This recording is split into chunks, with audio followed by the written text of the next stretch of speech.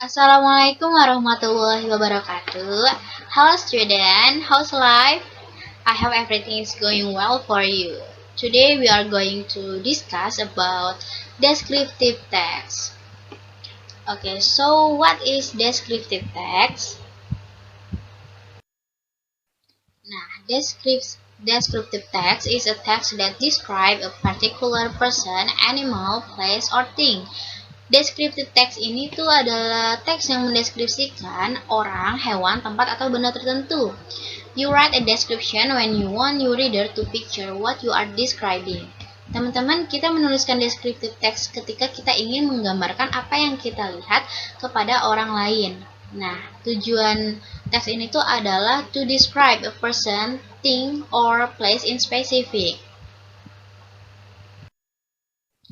Nah, di sini ada generic structure of descriptive text. Nah, di generic structure of text descriptive ini tuh ada dua. Pertama, identification and description. Identification itu the initial part of the text which contains general explanation of the thing which is going to be described. Nah, initial part itu adalah part awal, part pertama. Nah, isinya itu apa? Isinya adalah general explanation, penjelasan umum. Jadi misalnya kalau kita ngejelasin tempat Borobudur gitu ya. Nah, kita jelasin dulu nih secara umumnya Borobudur itu seperti apa. Lalu kedua ada description. This part contains the special characteristic that the object, place, or person being described have. Nah, di description itu adalah part selanjutnya. Part kedua, ketiga, dan seterusnya. Di description ini tuh kita menjelaskan special karakteristik unik yang sedang kita jelasin nih. Kalau misalnya kita ngejelasin Borobudur kan tadi ya. Nah, kita kasih tahu nih Borobudur tuh ternyata ada berapa candinya gitu, berapa banyak candinya, terus juga dibuatnya tuh karena apa sih Borobudur ini gitu. Nah, selanjutnya ada language features of descriptive text.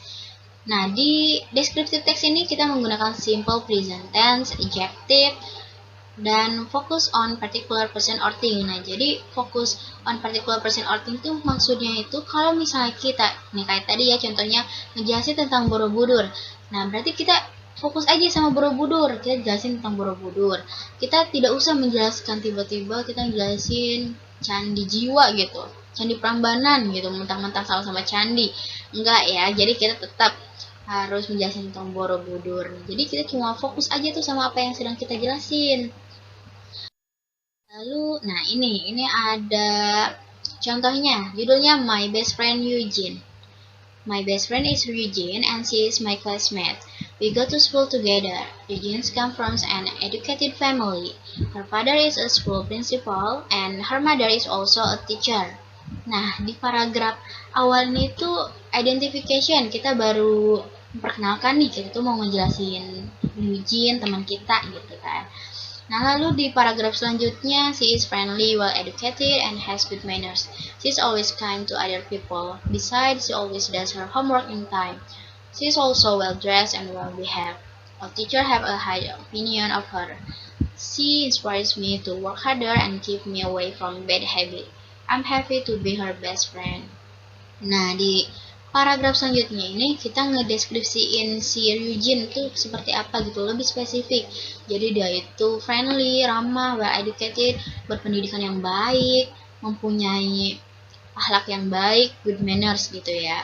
Nah, dia juga baik ke semua orang. Dia juga sering mengerjakan PR tepat waktu.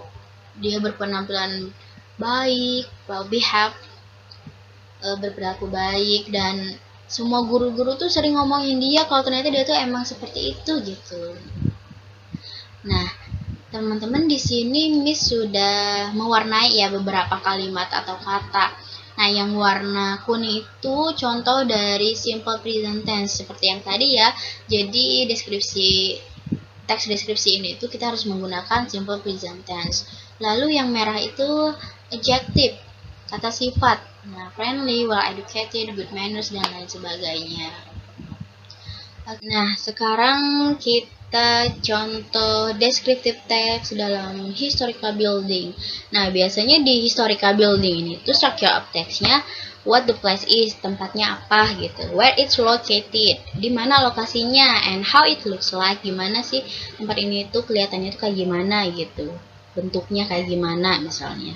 Kayak gitu. Nah, terus di linguistic features-nya sama kayak tadi, pakai adjective. Nah, contohnya yang bisa kita gunakan eye catching, menarik perhatian, atau attractive, interesting juga bisa, atau kita ngasih tahu nih warna bangunannya itu ternyata monokrom atau blue or black dan lain sebagainya.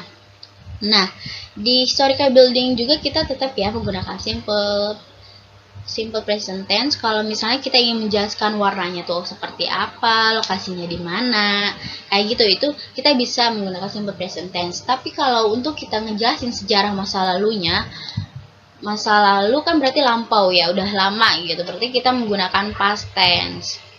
Nah, kayak gitu. Nah, di sini Miss ada contoh tentang historical building, Borobudur Temple. Nah, Borobudur Temple itu nih, di awal itu kan ada paragraf awal kan berarti identification ya. Identification tuh pertama tuh ada tuh, Borobudur adalah kuil Buddha Mahayana abad ke-9. Nah, ini tuh adalah Buddhist temple terbesar di dunia. Nah, ini ada juga nih kan lokasinya di mana. Nah, terus juga di paragraf selanjutnya itu ada description, lebih spesifik lagi. Nah, many visitors come to Borobudur Temple. Banyak wisatawan yang datang ke Borobudur Temple. Nah, terus juga nggak cuma orang Indonesia doang yang datang, ternyata orang luar juga banyak yang datang gitu. Dan selanjutnya, nah ini adalah contoh historical building. Nah, kalian bisa kalau bikin descriptive text berarti kalian bisa person, kayak tadi ya yang udah jelasin, bisa person, animal, atau historical building juga bisa, place gitu kan ya, atau benda juga bisa. Nah, teman-teman nanti Miss akan ngasih kalian soal, kalian boleh membuat descriptive text tentang apa aja. Tentang tempat, hewan boleh, orang juga boleh.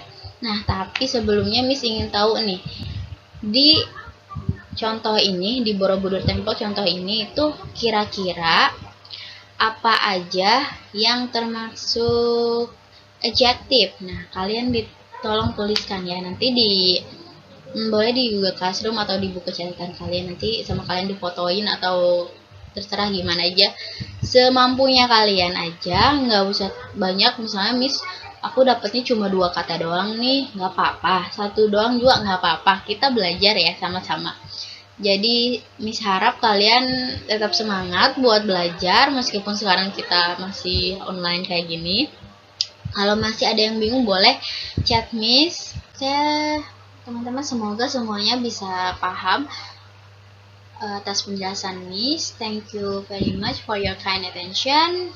Wassalamualaikum warahmatullahi wabarakatuh.